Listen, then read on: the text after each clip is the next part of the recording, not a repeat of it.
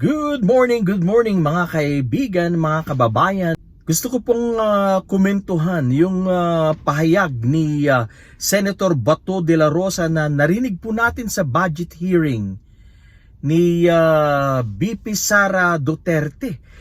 Inungkat niya po yung pagkakatanggal ng security personnel or pagbabawas ng security details ni VP Sara Duterte at yun nga po sinasabi niyang yung 30 plus something na pulis na natitira na taga Davao or taga Davao region sabihin na natin ay sana dapat daw sana maibalik din kay VP Sara Duterte dahil kilala na daw at may trust na daw si BP sa mga pulis na to. At minention pa niya yung mahirap daw na malayo sa mga kapamilya, etc. etc. Ito po yung mga birada ni Senator Bato de la Rosa na dating PNP chief. Bakit mga kababayan, hindi ba ito nag-iisip na merong rules, merong policy dyan ang PNP na dapat rinorotate ang mga kapulisan na naka-assign sa isang lugar para maiwasan ng pagkaka-develop ng familiarity. Yan po. Pero itong si Senator Bato de la Rosa, paulit-ulit niya po itong sinasabi na sana maibalik na kay VP Sara ang mga trusted niya mga pulis na nawala sa kanya. Wala talaga ito. Itong si Senator Bato de la Rosa, napakaliwanag na ito ay laging pabor sa, hindi po sa interes ng mamamayan, hindi po sa interes ng bayan, kundi interes po ng mga politiko kung saan siya po ay isang tuta. Yan po ang maliwanag dyan. Hindi ba niya naiintindihan na dito na di-develop, dito dumarami or nagkakaroon ng mga private armies dahil hinahayaan natin sila na tumagal sa isang lugar, sa isang LGU. Nagkakaroon po yan ng special ties.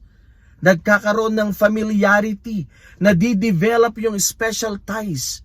Yung relasyon po ng isang pulis sa isang mayor or something. Kailangan mong malekturan dahil hindi ko alam. You were former PNP chief at hindi mo ito alam? Nako, iba ka rin. Iba ka rin, Senator Bato de la Rosa.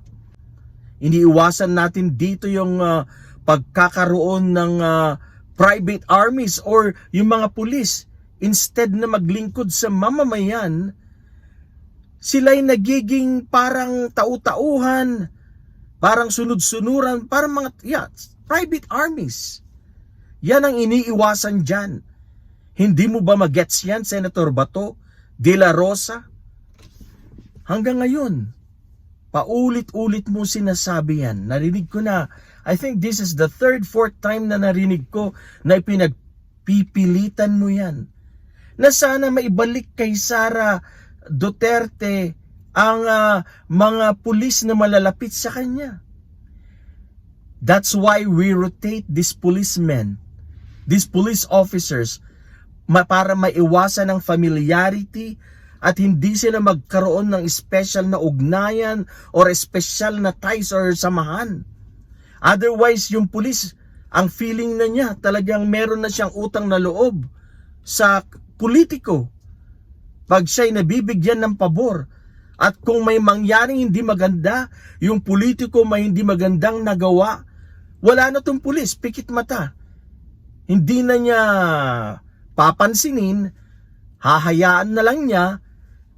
Ang gagawin niya, the police will just let it go. At hindi na siya gagawa ng kaso, hindi na niya hahabulin yung politiko dahil may ganito na sila. May ties na sila, may samahan na sila.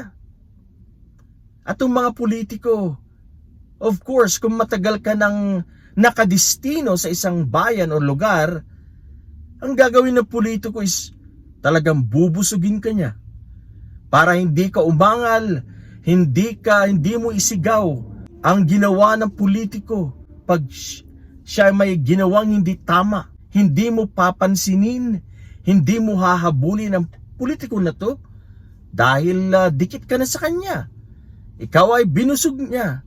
Kaya, mga kababayan, ito po isang short reaction lang, pero itong si Senator Bato de la Rosa, hindi ko alam kung hindi ito nag-iisip or wala talagang isip. I'm not really sure. Ito po ay alam naman sa PNP, sa kanilang mga polisiya, na ito ay hindi dapat, na dapat niro-rotate ang mga pulis. Hindi pinapayagang inassign ka sa isang posisyon or destino na hanggang dyan ka na. Hanggang magretiro ka, hindi yung ganun. Hindi yung, it's not about trust, no. Ang importante dito ay ang paglilingkod, mapagsilbihan ang mga mamamayan ng taong bayan. Hindi yung pagsisilbi sa isang politiko. Yan yun, Senator Bato de la Rosa. Huwag kang maging bias. Dapat ikaw ay maglingkod para sa bayan, hindi para sa iyong amo lang. Dapat ang taong bayan ang iyong pagsilbihan at hindi ang iyong ninong, hindi ang iyong amo. Yan, Senator Bato de la Rosa. Okay po mga kababayan, maraming salamat po sa panunood sa aking maikling reaksyon tungkol po sa nakakainit na statements na naman ni Senator Bato de la Rosa sa Senado sa budget hearing ni VP Sara. Marami pong salamat sa inyong panunood. Sana po'y mag-subscribe po kayo sa aking channel sa mga hindi pa po nakapag-subscribe at i-share po nyo sa inyong mga kapamilya at mga kaibigan ng ating mga videos. Ako po'y nagpapasalamat. I appreciate it so much. Magandang umaga po sa lahat. Magandang tanghali, magandang gabi, wherever you may be. Mabuhay po ang lahing Pilipino.